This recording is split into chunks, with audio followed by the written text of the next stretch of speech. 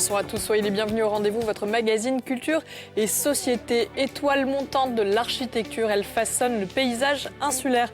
Ce soir, rencontre avec Amelia Tavella, architecte. Born to be an architect, elle rafle tous les prix. À cette occasion, elle viendra nous parler de son incroyable parcours. À suivre, particularité insulaire, sa topographie et le travail de la pente. Nous en parlerons avec Katia Maïboroda. Enfin, focus sur le conservatoire Henri Thomas ou encore la citadelle d'Ajaccio. Amélia, bonsoir. Soyez la bienvenue sur le plateau du rendez-vous. Bonsoir. Merci. Merci d'être là. Emploi du temps un petit peu chargé. Architecte corse, où vous avez grandi, et aujourd'hui vous vous partagez entre Paris, Aix-en-Provence et Ajaccio, et l'année commence fort, puisque vous êtes en lice pour 2 prix internationaux, les Archi Design Awards 2019 et les Born Awards 2019. Vous avez également été distingué parmi 100 personnalités comme jeune leader de demain par l'Institut Choiseul, et tout ça à peine un an après avoir reçu des mains des académiciens le prix Pierre Cardin Architecture. Seriez-vous une bête à concours, si je puis dire? Écoutez, c'est toujours très très étonnant d'être. J'ai toujours la même insouciance et la même la même fraîcheur à accueillir tous ces prix qui surtout permettent d'avoir un coup de projecteur sur mon travail et me permettent comme ça d'avancer d'autant plus dans cette profession très concurrentielle. Et d'avoir une belle quand même récompense, un beau palmarès, si je puis dire. Alors vous participez à façonner le territoire avec différents projets. Moi, j'aimerais qu'on parle en premier de cette école qui vous vaut tant de récompenses. Astrig, c'est un petit peu le Poudlard. La sorcière, l'école de la sorcière. Allez savoir, elle s'appelle comme ça. C'est pas vous qui l'avez choisi? Non, mais je trouve qu'elle le porte bien. Justement, il y a une part très mystérieuse sur cet édifice. Il y a quelque chose d'ensorcelant, vraisemblablement. Pourquoi? C'est quoi la magie Qu'est-ce qui fait la magie du lieu? Je crois que c'est la magie du site. C'est ce que Tado Ando appelle le genius loci. On est donc sur une crête du village de Sainte-Marie-Siché. Le site est absolument époustouflant et il faut redoubler de délicatesse pour venir déjà envisager d'implanter un bâtiment et ensuite le réaliser sans jamais traumatiser l'espace naturel particulièrement remarquable ici. C'est très très beau et ça se fond complètement. C'est l'école Caméléon, on ne la voit pas, regardez. C'est l'école Caméléon. C'est ça la magie du lieu. En plus d'avoir un respect absolu pour le contexte environnant, il y a aussi un très grand respect des utilisateurs qui sont là assez jeunes. C'est de la petite enfance et on a fait en sorte de leur offrir justement un spectacle de beauté permanent. Peu importe les vues qu'offre l'école, finalement je trouve tellement important d'éduquer les enfants avec la beauté. En tout cas, c'est le moins qu'on puisse dire, c'est sublime.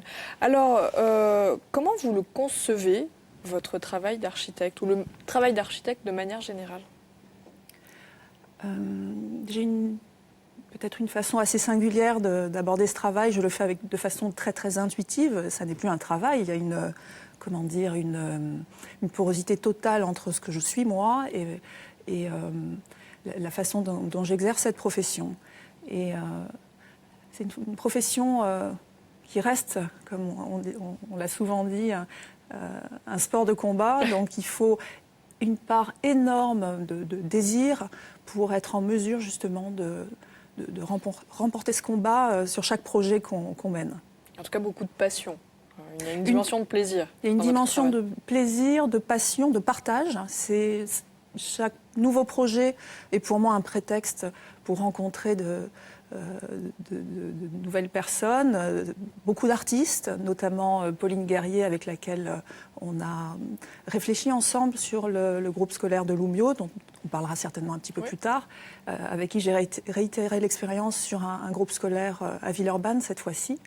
Et c'est vraiment une profession tellement transversale que je me fais forte d'explorer toute cette transversalité, alors non pas en étant moi, sachante pour toutes les compétences auxquelles ça fait appel, mais plutôt en allant justement vers les bonnes personnes qui ont autant de passion que moi dans le fait de construire un édifice, rendre un maître d'ouvrage confiant et satisfait à la fin dans le projet qu'on lui offrira et dans le dépassement de soi que ça aura occasionné.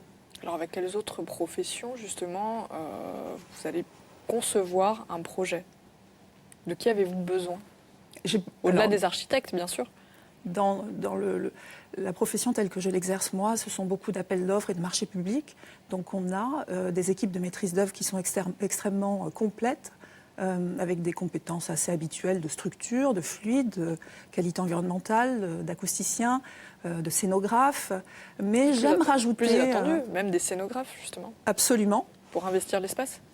Oui, et puis pour un équipement tel que le Conservatoire d'Ajaccio, extrêmement spécifique et qui doit avoir des performances extrêmement importantes, ce sont des personnes qui sont absolument indispensables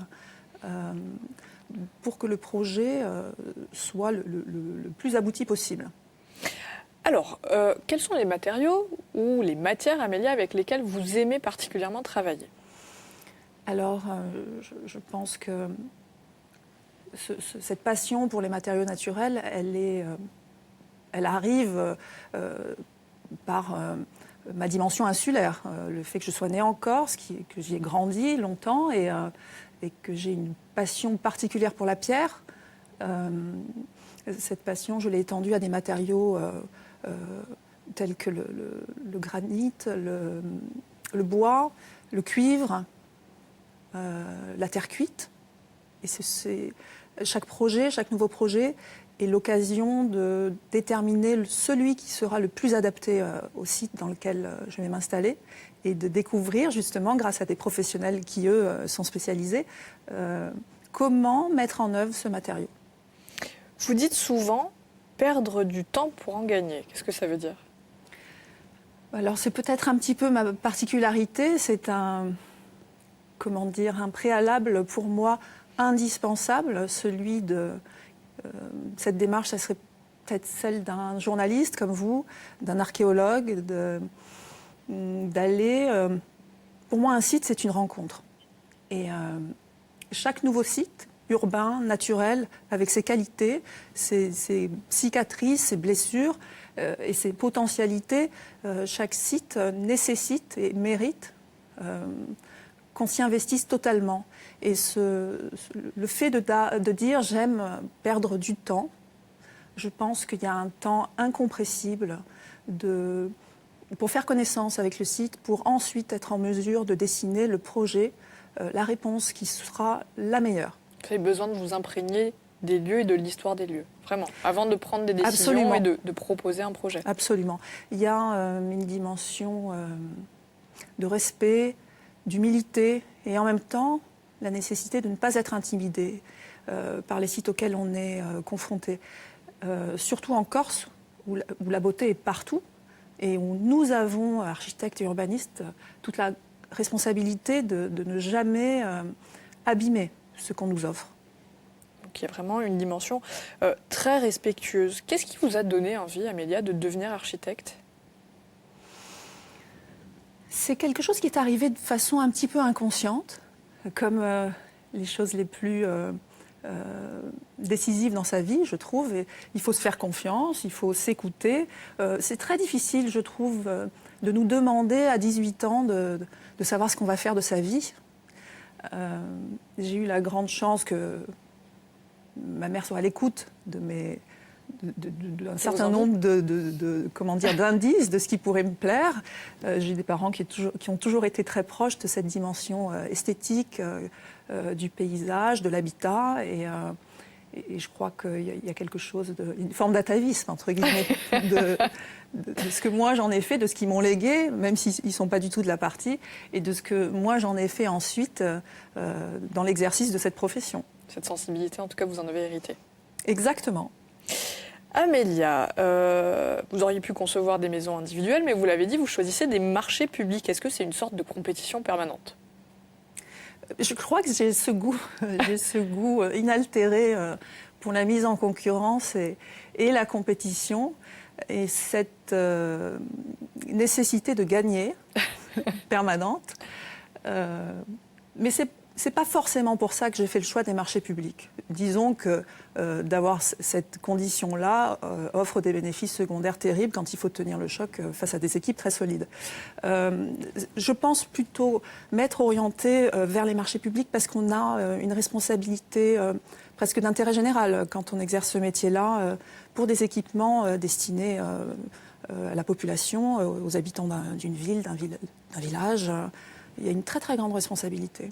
On va en parler un petit peu plus tard, justement, de la responsabilité de l'architecte et de l'urbaniste. On va développer ça. Moi, j'aimerais qu'on revienne sur votre parcours. Vous avez monté votre agence en 2007. C'est l'un des rares cabinets d'architecture où ne travaillent que des femmes. Est-ce que c'était un choix conscient ou inconscient ? Je pense que le fait de n'avoir que des collaboratrices femmes, c'est pas vraiment quelque chose d'établi que j'avais décidé.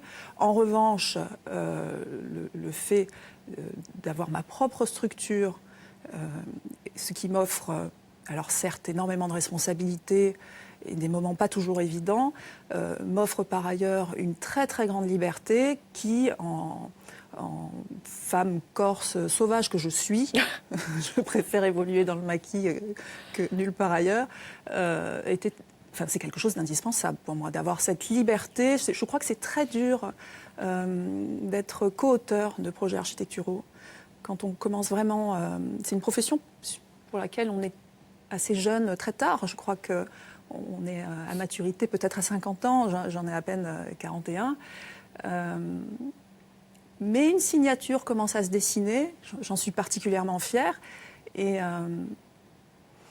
je trouve difficile, quand on a une telle affirmation de ce qu'on veut faire, de partager ce geste avec quelqu'un d'autre. Pour vous, l'indépendance est nécessaire pour ce que vous appelez le processus créatif ? Oui, ça ne se partage pas. Ça se partage. Ça se partage avec des artistes, comme je vous le disais tout à l'heure. Là, je sors d'une très très belle rencontre où, justement, on a eu une certaine harmonie à partager un projet. On en parlera plus tard, le Conservatoire d'Ajaccio, dont on est lauréat avec Rudy Ricciotti. Parfois, il y a de très belles rencontres. Il y a deux architectures qui se rencontrent. Il se trouve que,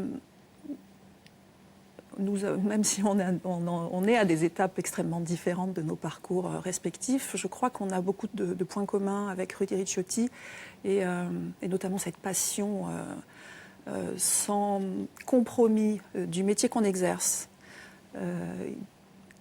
qui nous a beaucoup servi quand on a créé ce projet ensemble. Amoureux de la Méditerranée aussi.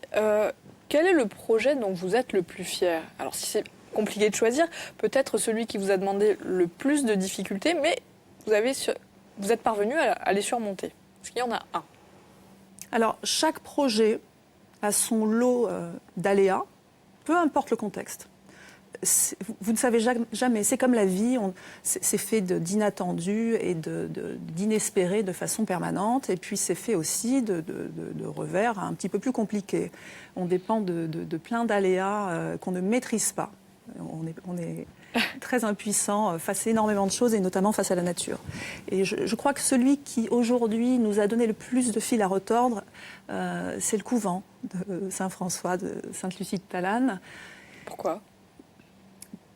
Parce que c'est un bâtiment qui date de 1480 et il a fallu faire preuve d'énormément d'humilité, tant en phase conception qu'en phase réalisation, pour témoigner énormément de respect vis-à-vis de ce bâtiment qui, si vous ne le faites pas, vous le fait payer. Donc chaque pierre est importante, chaque geste que vous faites sur un bâtiment aussi précieux, tant dans son contexte que dans sa matérialité, peut être catastrophique. Les conséquences peuvent être catastrophiques. Je vous rassure, le chantier se passe très bien. Et nous livrerons très certainement ce bâtiment à la fin de l'année, mais j'ai particulièrement hâte, parce que tout en étant dans quelque chose d'assez difficile, le site est assez éloigné d'Ajaccio, souvent enneigé ces derniers temps, Le projet qu'on a proposé et que la collectivité de Corse a soutenu, la DRAC également, est particulièrement ambitieux. Et c'est une jolie confrontation de deux strates historiques, celle qui existait déjà en ruine et celle qu'on est en train de réaliser. Donc vous allez échapper aux foudres divines et à celles des habitants de Sainte-Lucie-de-Talane. Alors, on le disait, il y a beaucoup d'autres projets en cours et pas des moindres. Vous travaillez sur le futur conservatoire de musique Henri Tomasi à Ajaccio, sur l'école Edmond Siméogne et son espace polyvalent à Lougnes, et puis enfin la citadelle d'Ajaccio. Alors, beaucoup de lieux qui excitent l'imagination collective. Ils ont tous de nombreux points communs. Je vous propose d'en parler avec une experte. C'est le moment de la rencontre. Suivez-moi.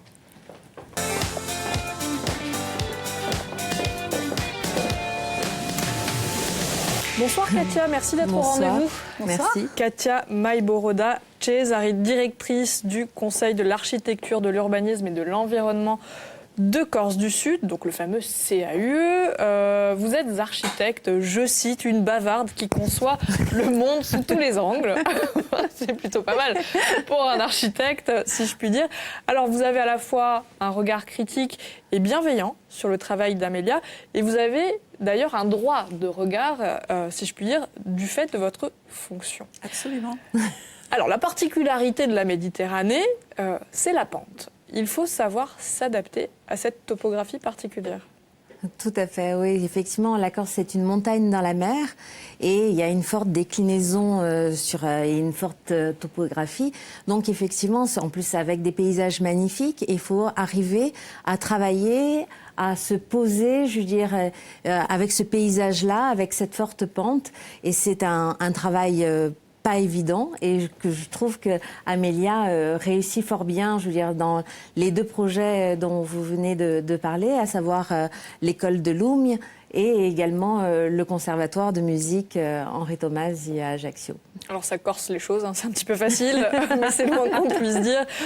Donc les projets de Lougnes et ce fameux conservatoire s'intègrent parfaitement au paysage, un paysage en terrasse. Ça, c'était vraiment un des challenges. Oui. Alors, c'est deux projets où les sites sont particulièrement complexes, avec des contraintes très fortes. Et quand je vous parlais tout à l'heure de ne jamais faire de compromis, de ne pas être dans la compromission, il était hors de question, justement, de ne pas faire de ces contraintes très fortes des atouts du projet, finalement. Donc, c'est des mois d'immersion pour finir par connaître parfaitement le site, avec toute une équipe, je ne suis pas la seule. Hein. Et notamment une collaboration très appuyée et très convaincante avec l'agence de Rudy Ricciotti pour le conservatoire d'Ajaccio. Loumio, ça a été pour moi un mois d'août très chargé, mais finalement fait avec une telle envie d'inscrire le bâtiment dans la pente qu'on ne voit pas l'été passer. Ça va vite. Alors, vous dites du travail d'Amélia, un travail tout en délicatesse. Oui, parce qu'effectivement, elle a su à chaque fois s'inscrire dans cette pente, essayer de révéler en fait l'histoire des lieux aussi. On parlait tout à l'heure des jardins en terrasse. Les jardins en terrasse, c'est quand même, je veux dire, la Corse, c'est même si ça a disparu derrière une végétation assez dense, surtout en milieu rural. C'est l'architecture agricole, hein, exactement, très caractéristique tout à fait. de la Corse. De la Corse, de la Méditerranée, qu'on retrouve également en Italie. Et effectivement, on sent qu'il y a cette écriture où on retrouve les courbes de niveau, où on retrouve cette pente en douceur, où on s'inscrit avec cette délicatesse, où on vient effectivement travailler vraiment avec le site. Je crois qu'il y a à la fois un travail de mémoire, oui, et en même temps un travail d'adaptation et vraiment une inscription dans le site. Donc on ne vient pas faire des terrassements, casser la pente et venir se poser avec un bâtiment. On n'est pas à la Défense, on vient pas. Donc il y a tout un travail sur la notion d'échelle aussi. Et puis, je disais l'idée de mémoire du site, par exemple sur le conservatoire de musique Henri Tomasi, il y a à côté du bâtiment, un travail également sur un amphithéâtre où elle reprend les cours, où ils reprennent, enfin l'équipe de maîtrise d'œuvre, toutes ces courbes de niveau. Et puis il faut savoir que c'est un lieu qui était un lieu où il y avait des cultures auparavant, mais après il y a eu un lycée. Il y a des traces encore voilà. de ces cultures agricoles. Il a effectivement, je trouve, été assez blessé par l'édifice qui s'est mis en place ensuite. Et puis ce quartier, d'une façon générale, a été un peu traumatisé par ce qui est arrivé dans les années 50 jusqu'à 70. Et d'avoir fait place nette, d'avoir à un moment donné démoli ce CCES, ce qui est assez rare de retrouver des dents creuses comme ça dans des sites urbains aussi denses. Je crois que l'attente des riverains et puis des Ajacciens d'une façon générale, indépendamment de cet outil, cet instrument musical qui va être de rayonnement régional plus tard, je crois que l'attente des riverains était extrêmement forte sur le devenir de ce site et qu'il fallait en prendre toute la mesure, nous architectes et les urbanistes qui vont venir construire l'écoquartier autour. L'exercice était un petit peu inédit puisque l'écoquartier qui viendra prendre place autour du conservatoire, eh bien c'est nous, architectes du conservatoire, qui avons donné le là de cet écoquartier. Je trouve ça génial de débuter, de donner une impulsion à un écoquartier plutôt que venir s'insérer dans quelque chose qui est déjà là. D'accord. La responsabilité était d'ailleurs d'autant plus grande. Katia parlait tout à l'heure de la particularité de la façade. Ça reprend même une composition, un morceau d'une partition de ce compositeur Henri Thomas. Oui, alors Henri Thomas a dit qu'il refuserait d'avoir la Légion d'honneur qu'on lui a proposée tant qu'un conservatoire digne de ce nom ne serait pas construit en Corse. Alors, je crois qu'aujourd'hui, il était absolument nécessaire de lui rendre hommage complètement et que ça se sent dans cette façade partition qui reprend deux mouvements d'une de ses attaques, d'une de ses compositions, saxophone, et avec des brises-soleil en granit, une pétrification d'un morceau de ses compositions qui sont à la fois extrêmement talentueuses, mais plein de simplicité. Il avait d'ailleurs une passion particulière pour la minéralité corse. Tout à l'heure, on a parlé de responsabilité de l'architecte et de l'urbaniste. Un très bel exemple avec la citadelle d'Ajaccio. Alors, c'est un lieu véritablement qui excite l'imagination collective, parce qu'à la fois c'est le point de départ de la ville, historiquement. Défendu et défensif. Exactement, aucun Ajaccien n'y a mis les pieds, c'est un lieu véritablement inconnu. Et l'enjeu ici, c'est plus qu'un bâtiment, c'est restituer un quartier. Effectivement, on a eu, nous, équipe de maîtrise d'œuvre, encore une fois, je ne suis pas seule, l'immense chance d'avoir été retenue pour gérer l'aménagement paysager et urbain de ce site dans le cadre de sa restitution aux Ajacciens. Cette citadelle que Philippe Prost, qui était en charge de la préétude, appelle monument site, recèle une quantité de lieux comme ça, absolument incroyables, des points de vue hallucinants, tant vers la mer que vers la ville. Donc là, la responsabilité dont je vous parlais tout à l'heure, tant sur un patrimoine paysager que sur un patrimoine bâti, prend là tout son sens, effectivement. Alors, si parfois c'est respecter l'âme et l'essence du lieu, là, le respect, évidemment, est de mise, mais c'est aller à l'inverse, finalement, j'allais dire historiquement, de la fonction initiale du lieu, qui était défensif, qui était fermé. Là, l'objectif, c'est vraiment d'en faire un lieu de vie et de l'ouvrir. Comment vous allez le faire évoluer, ce site ?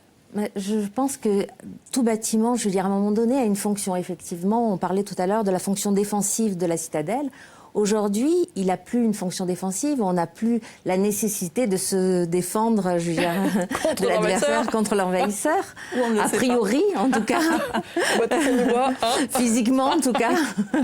Mais donc effectivement, ce lieu va changer de fonction, il va abriter d'autres fonctions, d'autres modes de vie, d'autres relations. Et donc c'est dans ce rapport-là avec la ville qui va se situer dans ce nouveau travail. Et ça, c'est vraiment l'équipe de maîtrise d'œuvre, c'est les architectes qui vont essayer de créer ce nouveau lien, cette nouvelle fonction. Et le relier au reste de la ville. Alors voilà, c'est un travail de tissage extrêmement délicat, où il n'est absolument pas question de venir traumatiser la ceinture de ce bâtiment. Le travail, du coup, la contrainte, là, c'est justement de trouver une démarche très subtile pour réussir à prendre d'assaut la citadelle avec énormément de délicatesse. Sans en faire un sanctuaire et le rendre à tout le monde. Exactement, un vrai quartier de ville. Merci infiniment, mesdames, d'être venues au rendez-vous. Alors, on le rappelle, vous êtes en lice pour les prix Archidesign Award 2019 et Born Award 2019. D'ailleurs, on peut soutenir votre candidature. C'est fait avec cette fameuse école Astrig. Merci à tous de nous avoir suivis en direct ou en replay. Vous le savez, le rendez-vous, c'est où vous voulez et quand vous voulez. Excellente soirée à tous. Ciao. Merci.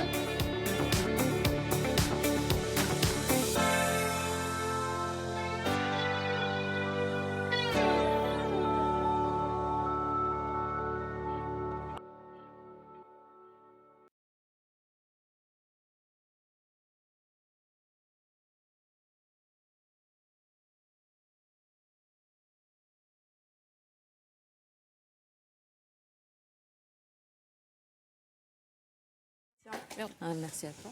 Faudra